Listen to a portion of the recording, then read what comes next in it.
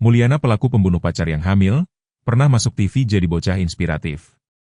Mulyana, 23 tahun, warga Kota Serang, Banten, kini menjadi sorotan publik. Ia ditangkap polisi karena diduga melakukan tindakan kekerasan yang menyebabkan kematian pacarnya, SA, 19 tahun. Tragisnya, setelah kejadian itu, ia juga melakukan tindakan mutilasi terhadap korban.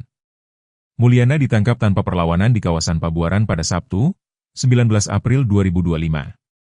Saat ini pelaku sudah dibawa ke kantor Polresta Serang Kota untuk pemeriksaan lebih lanjut, ujar Kasat Reskrim Polresta Serang Kota, Kompol Salahuddin, dikutip dari tribunbanten.com, Minggu, 20 April 2025. Sosok Mulyana sebenarnya pernah dikenal publik dengan citra positif. 8 tahun lalu, ia tampil di televisi nasional lewat tayangan YouTube Trans 7 Official pada 7 September 2016. Saat itu, ia masih duduk di bangku sekolah dasar dan dikenal sebagai si penjajah opak. Mulyana berasal dari Kampung Baru Ciberuk, Kecamatan Gunung Sari, Kabupaten Serang, Banten. Sejak kecil ia hidup tanpa kehadiran ibu, karena kedua orang tuanya bercerai saat ia masih berusia 2 tahun. Ia kemudian diasuh oleh kakek dan neneknya, yang sehari-hari membuat opak. Dengan penuh semangat, Mulyana kecil membantu menjajakan opak buatan neneknya. Dari hasil berjualan, mereka mengumpulkan Rp20.000 hingga Rp30.000 setiap hari untuk kebutuhan makan. Selain itu, Mulyana juga menggembala belasan kerbau milik tetangga dan mendapat upah Rp2.000 per hari. Meski hidup sederhana, saat itu ia tampak tabah dan ikhlas menjalani hidup. Namun perjalanan hidup membawa perubahan yang tidak terduga.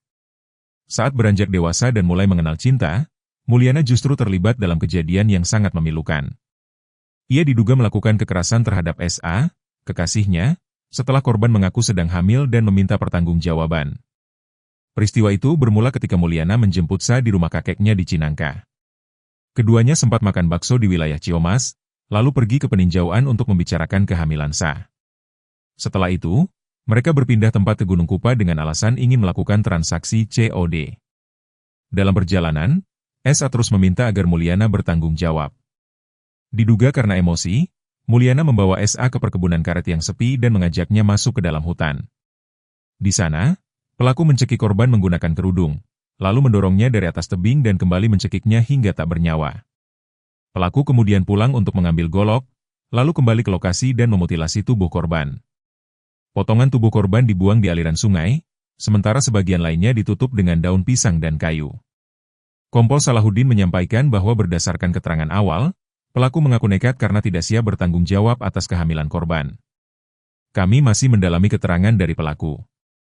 Proses hukum akan terus berjalan dan kami pastikan akan menindak tegas pelaku kejahatan yang meresahkan masyarakat, tuturnya.